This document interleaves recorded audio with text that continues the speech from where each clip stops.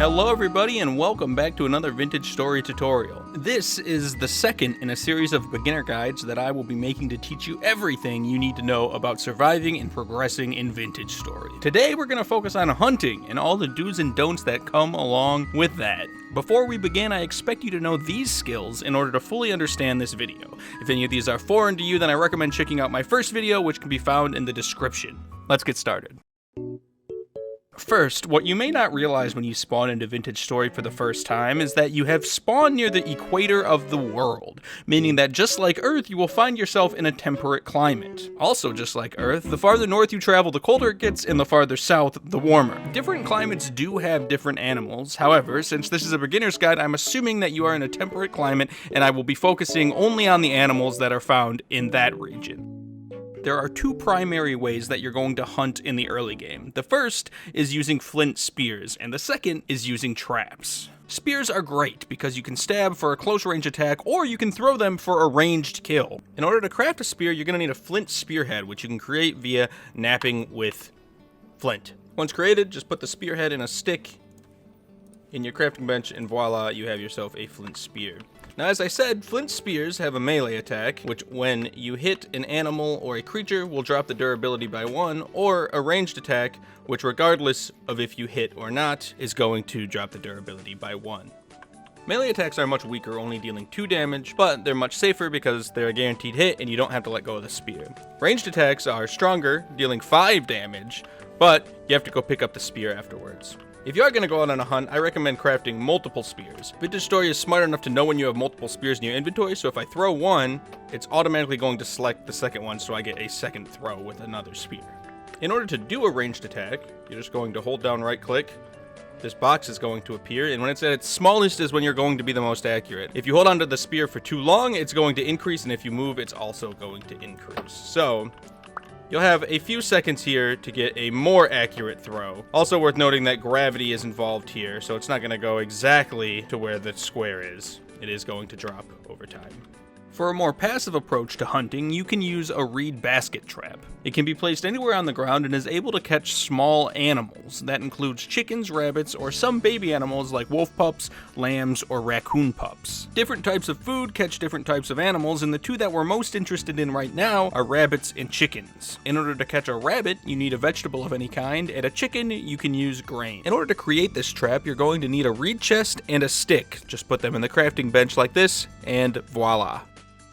So here I have placed the reed basket trap on the ground. Here I have some turnips, which are a vegetable, and if I right click that, you'll see that the turnip goes inside of the trap.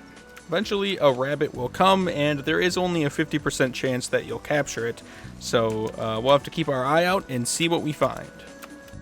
So I placed a couple of more baskets here, and as we can see, one of them has got something.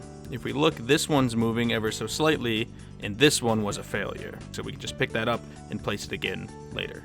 Now to pick this one up, it's a little weird. It's gonna go into your inventory, but into a basket slot that increases the inventory.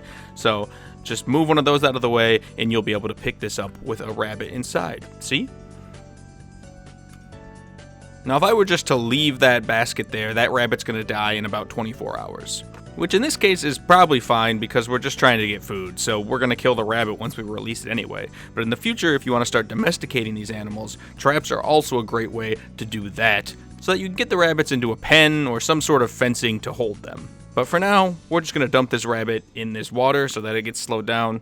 We're going to kill it, and we're going to harvest the food from it. In order to select this basket trap so that you can release the rabbit, you're going to hold down Control on your keyboard, and then it'll allow you to scroll to your basket slots. Once selected, just right click and the rabbit will pop out. As a bonus way to hunt, I want to mention bows. Normally you can't craft a bow until you reach the Bronze Age. However, if you have gone the Hunter class, then there's a crude bow that you can craft right now. In order to craft a crude bow, you're going to need sticks and string. You can craft string by just using a line line of cattails, 2 per slot, just like this. Then use the strings and sticks like so, and once you're done, you can create crude arrows using flint arrowheads and sticks. That's all I'm gonna go over for this. They function in a very similar way to spears, so just mess around with it if you want to. And that's it for the different ways that you can hunt. Now let's take a look at the different animals that you may encounter while hunting. Oh, and one last thing, make sure that you bring a knife with you if you're gonna go out and hunt, because that is how you're gonna actually harvest the resources from the dead animals. All animals in Vintage Story will come in one of 3 behavior types: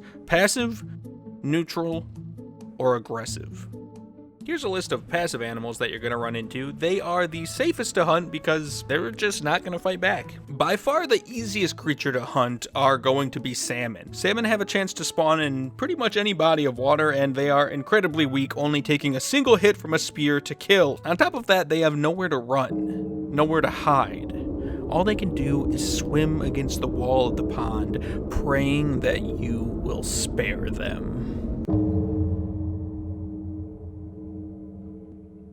Once killed, you can harvest them for a chance of receiving raw fish. Notably, this is the only meat in the game that can be eaten raw, making it a very easy source for food. Next up, let's look at chickens, also a very easy target for hunting. They're slow compared to other passive creatures like rabbit and deer, and they are the only creatures in the game that provide poultry. However, it is worth noting that while hens are passive, roosters do have a chance of fighting back when attacked, but they're still relatively weak and not very threatening at all. Chickens are also the only animal in the game that drops feathers. I'd recommend taking them and storing them away for later when we can craft a bow. Next we have rabbits, which are very fast but also very weak. If you can manage to land a thrown spear, then they're gonna die from a single hit. Rabbits are also one of the only animals in the game that give quality red meat, which can be used for cooking meals later on. Be sure to be strategic when you're hunting these guys, because if you get a little bit too close, they're gonna zoom right out of there in no time flat. The last and toughest of the passive types are deer. They're very fast and they also have a lot of HP, so they're tough to kill. However, if you do manage to kill one, they're going to reward you with a lot more meat than any other passive animal provides. Next we have neutral animals, which will not attack until provoked and have some of the most peculiar behavior that you'll see in the animal kingdom. First up we have foxes, which do not underestimate foxes. They are quick and surprisingly powerful for being so small. If you get too close, they're going to run away, but once attacked they will turn and fight, dealing a whopping 8 points of damage per bite. That's the same amount as a wolf. They also only provide low-quality bush meat, which can't be used for cooking meals. Due to this, I recommend avoiding foxes, as the risk simply isn't worth the reward. However, foxes are also known to hunt and kill chickens and rabbits, so if you kind of keep your eye on them, you can use that to your advantage. However, while this is a safe approach, you will only get half of the rewards when you're harvesting animals that were killed by other animals. Raccoons are little rascals. They spawn near berry bushes, and they'll take the berries from the bushes and carry them around in their little old mouths. They're gonna run away if you get within range, and once attacked, they have a 50-50 chance to either choose to keep running or turn and fight. They're much weaker than foxes, only dealing 3 points of damage, making them a much safer target. However, they still only provide low-quality bush meat as well. For the last of the neutral animals, we have wild pigs, which are arguably the best animal to kill to get meat quickly. They generally spawn in groups of 3, a male, the boar, a female, the sow, and a piglet. Boars are more aggressive and stronger. They will protect the family if the player gets too close. Sows are less aggressive and deal less damage than boars, but will still attack if provoked. Both boars and sows will flee when their health is too low, but if you can land that finishing blow, you will be rewarded with 7 to 10 pieces of high quality red meat. Aggressive animals are powerful and will hunt you down if you get too close. I'd recommend avoiding these fights at all cost in the early game. It's simply not worth it, and you're probably going to die. The first aggressive animal is the wolf, which spawns in packs between 2 and 5 at a time. They're often found in forests and deal 8 points of damage per bite. They are fast and will hunt the player if they're within a 20 block radius of them. If you do manage to kill a wolf, you're going to get 6 to 8 pieces of low quality bushmeat. Similar to foxes, the risk just simply isn't worth the reward. The real fun with wolves comes with domesticating them, but you're not going to be there for quite a while. The last of the aggressive animals and the most feared animal in the entire game is the bear. Bears are the triple threat. They are fast, they are strong, and they are tough. And they are going to hunt you down if you are within 30 blocks of them. There are 5 types of bears in total. However, in temperate climates, you're going to find black bears and brown bears. Black bears are the weaker of the two, but still have 3 times as much HP as a wolf, coming in at 44 HP. They also deal 10 damage per attack, which is still more than a wolf as well. And God help you if you run into a brown bear, because they are even stronger, having 64 total HP and dealing 12 damage per attack.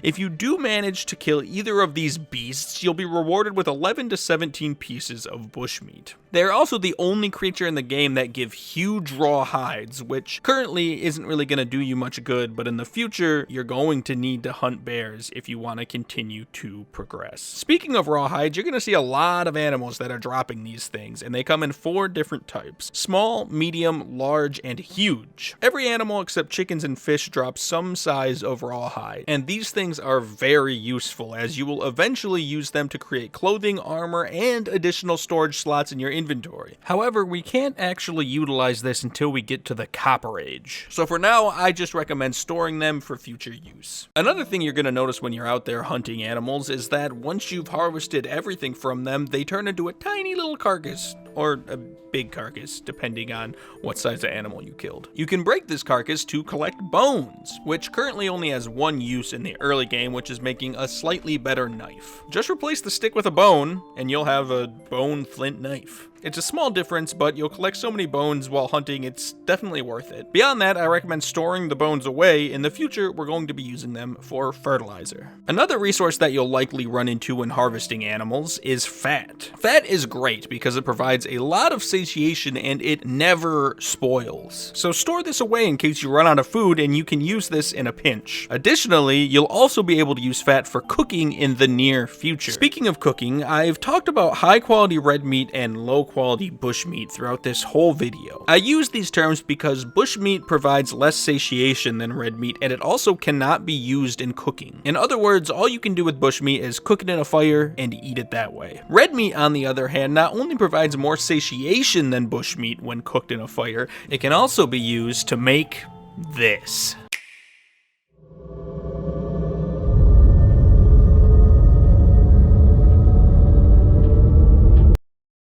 It's a pot of food.